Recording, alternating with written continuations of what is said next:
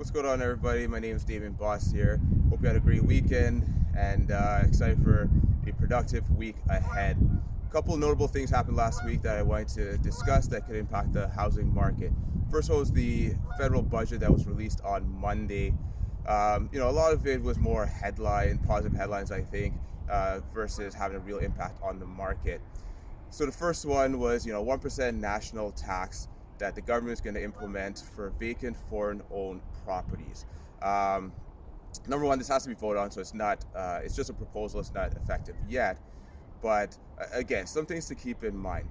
So it's a 1% vacant tax on foreign-owned properties. There's no real data that tracks the percentage of assets owned by foreigners. So it's very difficult to say what sort of impact this will have on the market.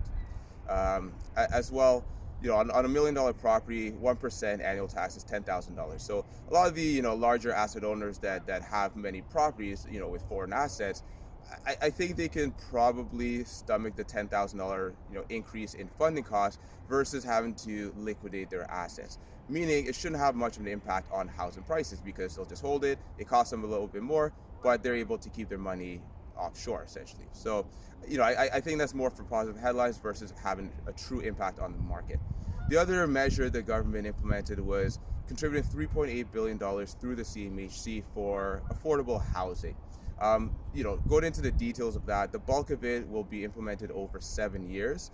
A smaller percentage will be over the next 2 years. So again, it's sounds better than it is, but it's really going to be a slow impact over 7 years. Yes, they are creating more affordable housing, but it's not going to have an immediate impact to make anything more affordable for most consumers. More importantly, was on Wednesday, where the Bank of Canada had their interest rate policy announcement. Now, in my opinion, could have more of a potential impact on the housing market. As expected, they began tapering their bond purchase program from $4 billion a week to $3 billion. So what does that mean? The Bank of Canada, as expansionary monetary policy, they come in and they start to buy bonds, which will drive interest rates down. That helps, consumers, I guess, obtain cheaper funding.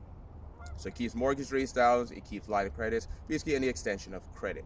Now, because the economy is recovering well enough, and obviously the vaccination program and interest rate policy has to be forward looking, they began to start to reduce the amount of expansionary monetary policy they have in the market here.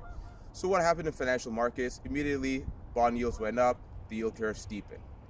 Okay, so and the bank had also changed a lot of their forecasts for economic factors such as GDP, employment, for the future as well. So again, this is going to impact things in the future, but it's the first sign really to the markets that the Bank of Canada is feeling a little more comfortable with things and will start to reduce the amount of help they're providing to consumers.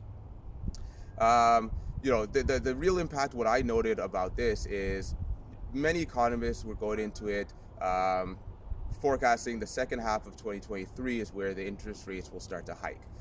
Now, majority of them have brought it forward to the second half of 2022.